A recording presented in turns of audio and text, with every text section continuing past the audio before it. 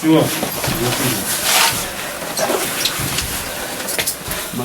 Не-не. Выйди в сторону.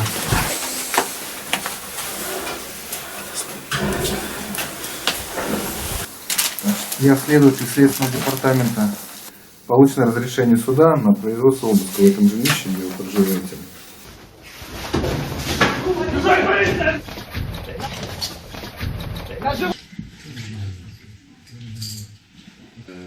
Второй идет.